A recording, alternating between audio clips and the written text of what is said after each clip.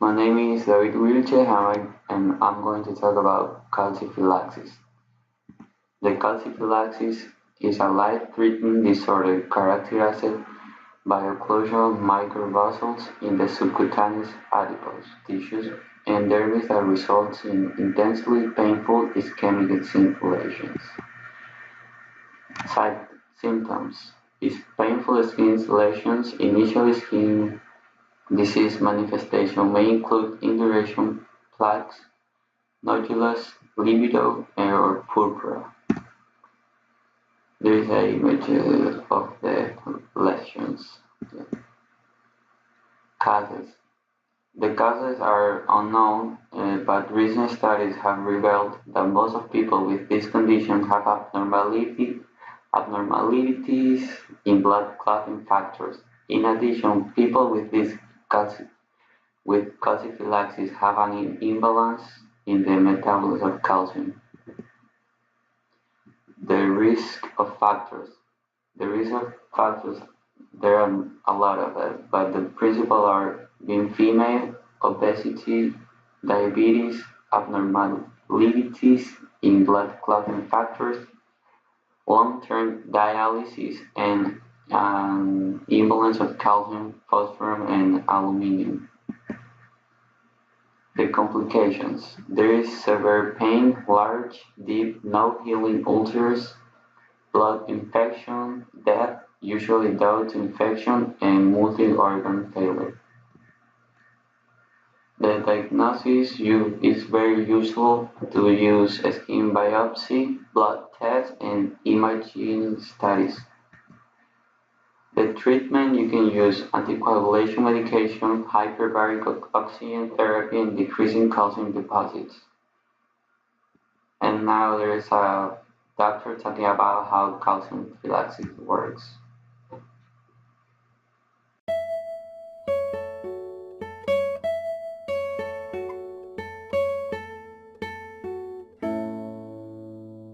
Hello, I'm Rokeya El-Azhari. I am one of the dermatology consultants at Mayo Clinic. I'm a professor of dermatology and I have been here over 25 years. The two manuscripts basically review all the survival, the treatments, and the risk factors for the calciphylaxis patients. So the first paper is entitled Survival, Risk Factors, and Effects of Treatment in 101 patients with calciphylaxis. And the second paper is entitled Calciphylaxis, a Disease of Panicular Thrombosis. In both papers, we reviewed the medical records of 101 patients who were selected as having true calciphylaxis. Calciphylaxis is a disease of the adipose tissue, of the fat layer. And it is a microvascular thrombosis that occurs within the fat area. This is why when you palpate the area, it is subcutaneous early on, and it is necrosed, and then it starts to, the body tries to get rid of it, and so it starts to ulcerate, giving us the classic look of calciphylaxis, which is ulceration with this deep adherent necrotic eschar on the top of the ulcer. Given that over the years the number of calciphylaxis patients increased and it did not seem to us to be such a rare disease anymore, we started taking an interest in these patients to try to help them. We looked at all the records that had the ICD-9 codes for calciphylaxis, as well as records that had calciphylaxis in the narrative. There were 172 patients with that diagnosis. Of the 172 patients, we selected 101 patients that were reviewed very carefully. Known risk factors for calciphylaxis are obesity and female gender, and patients on dialysis or patients with kidney disease. Other risk factors that were proposed were patients on warfarin or patients that have been or on corticosteroids.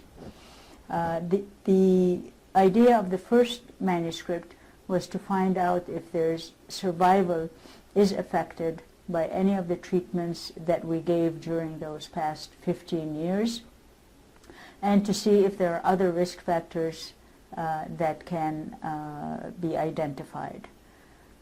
So the results of the first manuscript showed that surgical debridement is helpful and improves survival. The second thing that it showed is that a parathyroidectomy in patients with chronic kidney disease on dialysis is very helpful in improving survival. Those two were both statistically significant. Other treatments that we had attempted during the years is the use of sodium thiosulfate, the use of tissue plasminogen activator, and the use of hyperbaric oxygen.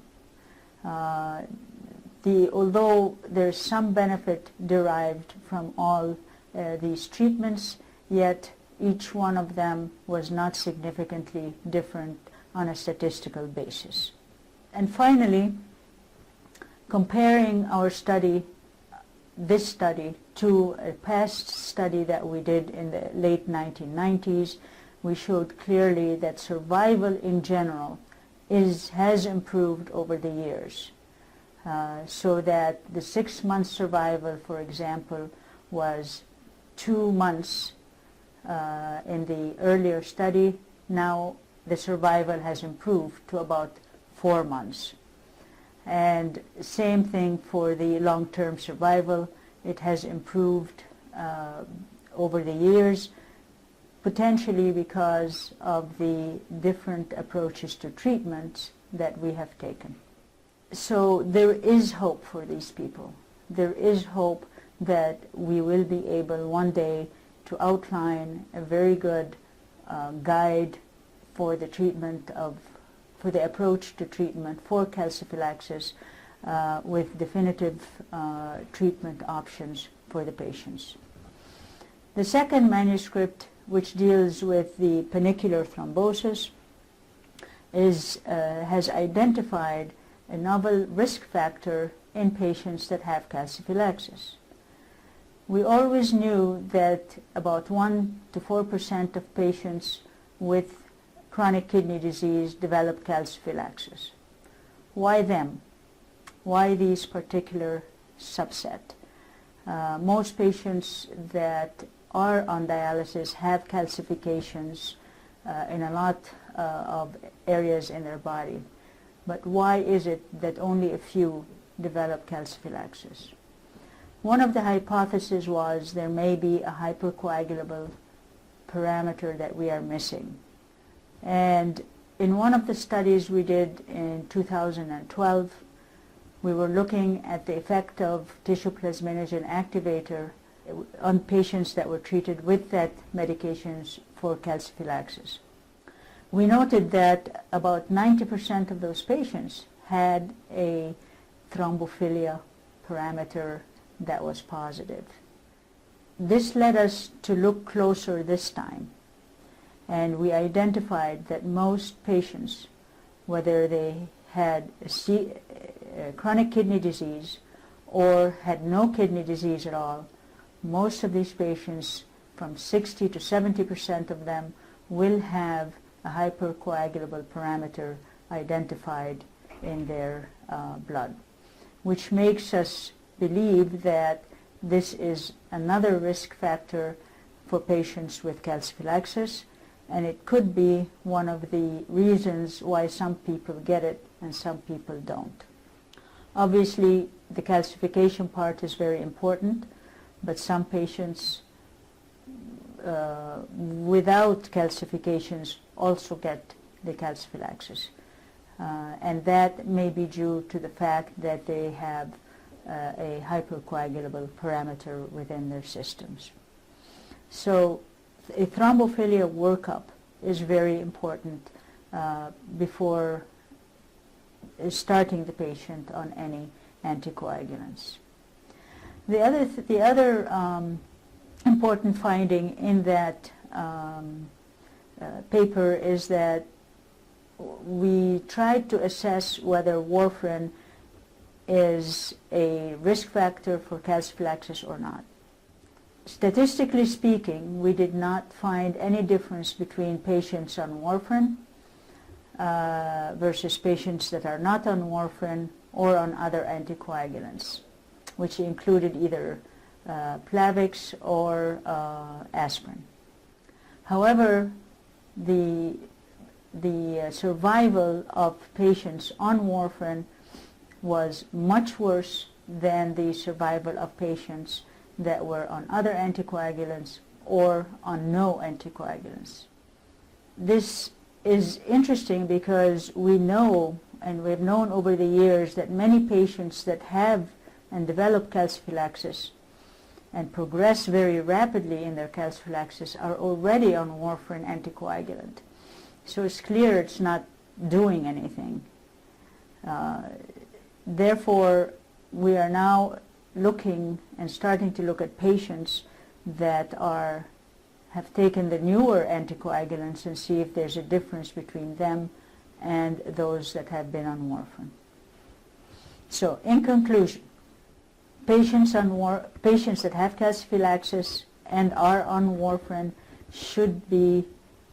we should think that warfarin, if at all possible, should be discontinued. If any newer anticoagulant is not a contraindication, then I think we should go with those anticoagulants. Secondly, the thrombophilia workup is an important part of the workup for calciphylaxis, and we need to know if this is related to calcification plus thrombosis or just thrombosis alone. And we clearly realize that an anticoagulant is an important treatment option for these patients. We used to use in the past tissue plasminogen activator